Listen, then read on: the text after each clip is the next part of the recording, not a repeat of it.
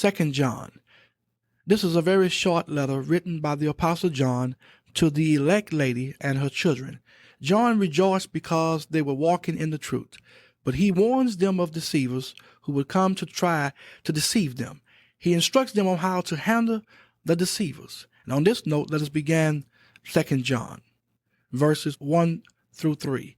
The elder unto the elect lady and her children, whom I love in the truth, and not I only, but also all they that have known the truth. For the truth's sake, which dwelleth in us and shall be with us forever.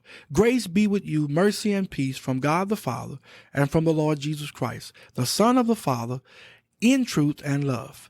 Now, the second epistle of John is a personal letter from himself to the elect lady and her children. He sends encouraging words to this special sister and to her children. He lets them know that they were loved in the truth by him and by all believers. Then he says, for the truth's sake, which dwelleth in us and shall be with us forever. I like that. In other words, we defend the truth. The truth lives in us, and the truth shall be with us forever. Heaven and earth shall pass away, but the word of God shall stand forever. Then he sends his greetings. All right, let's look at verses 4 through 6. I rejoice greatly that I found of thy children walking in truth, as we have received a commandment from the Father. And now I beseech thee, lady, not as though I wrote a new commandment unto thee, but that which we had from the beginning, that we love one another. And this love, that we walk after his commandments. And this is the commandment, that as ye have heard from the beginning, ye should walk in it. Now, here in John's second letter lies the same message he gave in the first one. We must love each other like God loves us. All right, let's look at verses 7 through 11. For many deceivers are entered into the world who confess not that Jesus Christ is come in the flesh. This is a deceiver and an antichrist.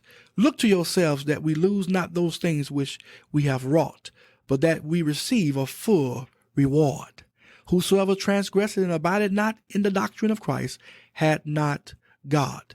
He that abideth in the doctrine of Christ, he had both the Father and the Son. He that abideth in the doctrine of Christ, he had both the Father and the Son.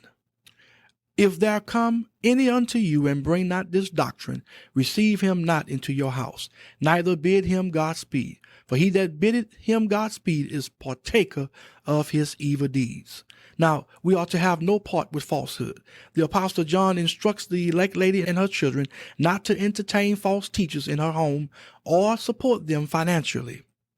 To do so is to partner in their evil deeds. This is the reason why we should always investigate everything we give to, because if we give to the wrong thing, God considers us a partner in it.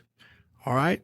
And verses 12 and 13. Having many things to write unto you, I would not write with paper and ink, but I trust to come unto you and speak face to face, that our joy may be full. The children of thy elect sister greet thee. Amen. John says that there are other things he desires to tell them, but he will tell them those things in private, face to face. Why? So that their joy could be made full.